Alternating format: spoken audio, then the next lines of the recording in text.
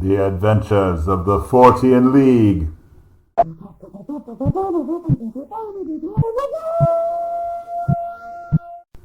1.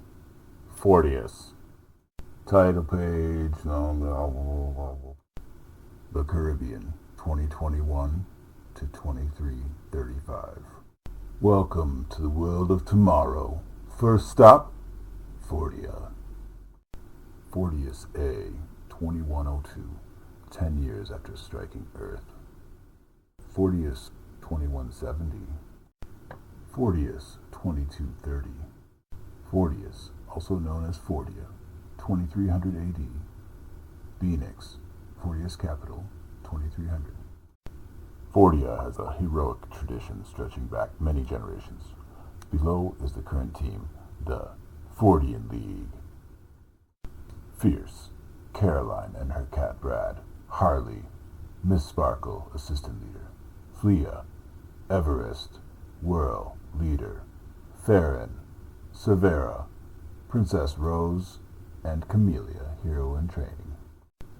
Prelude, X20. The Isle of Marquesa, 21 degrees north, 68 degrees west, February 31st, 2335. A long-forgotten, dangerous prisoner has outlasted his 100-year containment.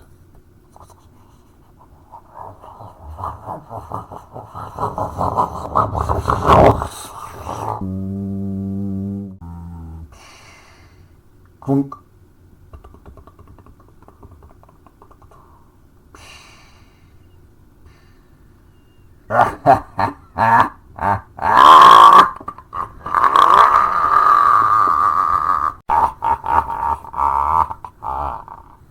I knew it! I knew it! Close up here! I knew it!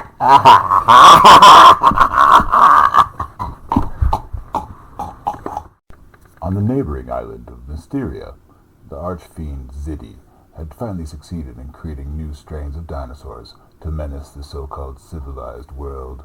His crew rallied around. Celebrate, brethren! To celebrate, his men split into two parties and battled in gladiatorial combat. What began as fun, celebratory, light brawling turned into a full-scale civil war. When the dust settled, Ziddy ruled with a tiny fragment. Leaders. Then, out of Ziddy's mountain, a toxic smoke, the mist that overflowed and covered all the land. Only with the timely intervention by the wizard Lannon was Mysteria saved. The Fortian League, Part 1. The king and queen foil each other. The Fortian League have a party. Princess Rose makes a fateful decision. Besides that, the Caribbean has been peaceful. On the island of Fortius, the Centennial Parade is underway. Children are lined up for a mile, ready to stock up on sweets. Tia Eldina led the flashy contingent of non-essential royals. The Fortian League, the heroes of the island, patrolled behind the scenes for any signs of trouble. The royal family kicked off the parade. Queen Persa, with a part of the family, rode in the bubble machine. Its unique glass was unbreakable. The crowd rarely saw the busy queen these days, but she was still number one. The young Prince Enriquito held strong for a quarter mile, but lost it when some fireworks went off. People crossed the line to get close. Most celebrators only caught a quick glimpse as the bubbles suddenly accelerated and sailed ahead to the end of the parade. Probably the people were lucky to see her at all, even after waiting many hours. Queen Persa making a hasty exit. The rest of the parade wound on. The parade organizers had so many acts coordinated that after an hour, still not all the floats had left. Horse riders, dressed in their finest, were followed by wild horses and tricks. Matadors followed, casting wild insults at a dazed herd of the largest bulls. The princesses Tatiana and Ursula joined the Wobot dance group. When they encouraged children to join them, the crowd joined in. Fortian parades were always excessive. The royals spent lavishly.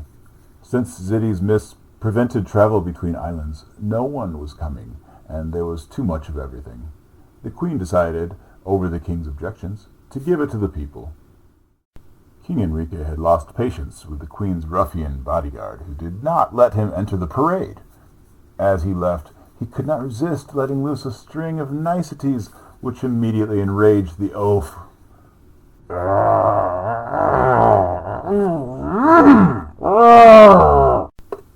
But what can you do? Nada, nada. Enrique Hugo Fox, the richest man in the world, and one of the most hated, couldn't help corralling his son and daughter, the stars, and drag them home with him. Children, thank goodness I found you! Come, quickly! Dad? I gotta do my hair, Dad! No time! King Enrique had his chauffeur-driver go the scenic route, which would take just long enough that the children would miss their parts in the parade. The Queen would be so furious. Enrique lectured the children on their responsibilities all the way home. But Enrique was brooding that he had so easily been caught in a jester's outfit.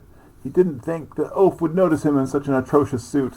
The oaf had even sliced off his golden pheasant feather hat. Enrique was going to return that for the deposit. Then Enrique's money problems hit him again, as he was deeply in debt. And not all to savory individuals either. Enrique managed to balance that out by finding new investors all the time, from all over the world. Enrique grinned to himself, thinking about all the people he had enrolled in the investment plan. He was a very persuasive man. He also was very conniving and did not take no for an answer. That meant he would resort to blackmail, coercion, threats, and other wicked means that most people would never consider. Yes, Enrique had many secrets and was not someone you would lightly cross. The Diamond family were expert travelers. They had deep discount rates due to their hero status.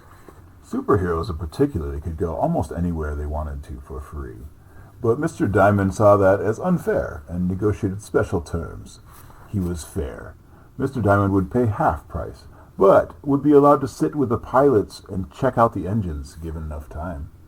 It had already been a long day.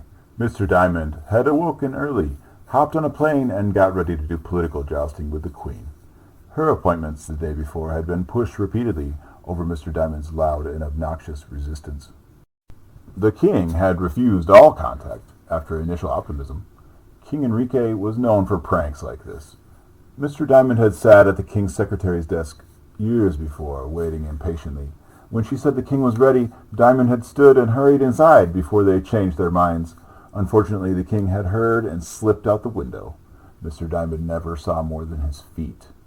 This time, he had focused his efforts on meeting with the Queen. She was the power these days anyway, and supposedly easier to meet. Mr. Diamond was moderately charming, and he thought he could convince her to help. It was in everyone's best interests.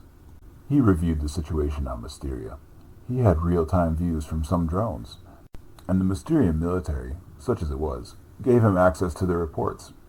He sat back and tried to relax, but failed. They broke through the clouds and Fortius appeared. Juliana Diamond caught her breath. It was the first time she had seen it in real life. The slanted bubble! Juliana cheered to her mom. Can we go? Hortense, Mrs. Diamond smiled, looking at the bubble. A cloudbot greeter floated over, grinning and waving. They splashed through it. The Diamond Group had not been this weak in a decade. Mr. Diamond was brooding about that, and how they could defeat the dinosaurs. They had removed 10 empty seats where there once sat mighty heroes, to make room for supplies. The people of Mysteria had been starving for long enough.